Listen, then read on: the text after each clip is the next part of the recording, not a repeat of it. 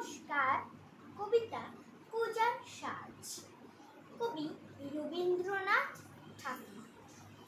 আশ্বিনের মাঝামাঝি উঠিল বাজনা বাজি, পূজার সময় এলো কাছে। মধু বিধু দুই ভাই ছোটাছুটি করে তাই, আনন্দে দুহাত তুলি নাচে। পিতা বসেছিল দ্বারে, দুজনে শুধালো দ্বারে, কি পোশাক আনিয়াছ কিনে? পিতা কহে, আছে আছে তোদের মায়ের কাছে, দেখিতে পাইবি ঠিক দিনে। সবুর সহে না রে জননীরে বারবার, কহে মা গো ধরি তোর পায়ে, বাবা আমাদের তরে কি কিনে এনেছে ঘরে, একবার দে না মা দেখায়।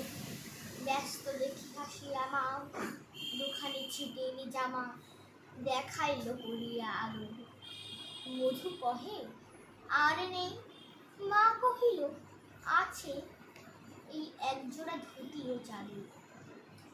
রাগিয়া আগুন ছেলে কাপড় ধুলায় ফেলে, কাঁদিয়া কহিল চাহি না মা, রায় বাবুদের গুপি পেয়েছে জরির টুপি, ফুল কাটা শার্টিনের জামা।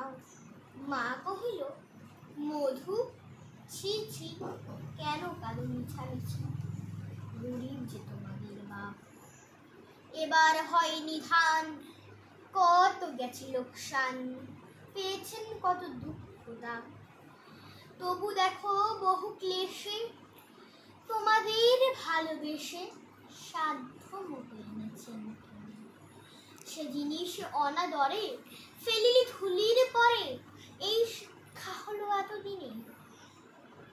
বিধু বলে এ কাপড় পছন্দ হয়েছে মোর, এই জামা পরাস আমারে।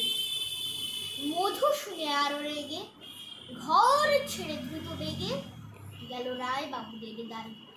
সেথা মেলা লোক জড়ো, রায় বাবু ব্যস্ত বড়, দালান সাজাতে গেছে রাত। মধু যবে এক কোণে দাঁড়াইল ম্লান মনে, চোখে আর পড়িল হঠাৎ। কাছে ডাকি স্নেহ ভরে, কহেন করুণ স্বরে, তারে দুই বাহুতে বাঁধিয়া, কিরে বধূ হয়েছে কি, তোরে যে শুকনো দেখি। শুনে মধু উঠিল কাঁদিয়া, কহিল আমার তরে বাবা আনিয়াছে ঘরে, শুধু এক ছিটের কাপড়। শুনি রায় মহাশয় হাসিয়া মধুরে কয়, সেই জন্য ভাবনা কি বা তোর।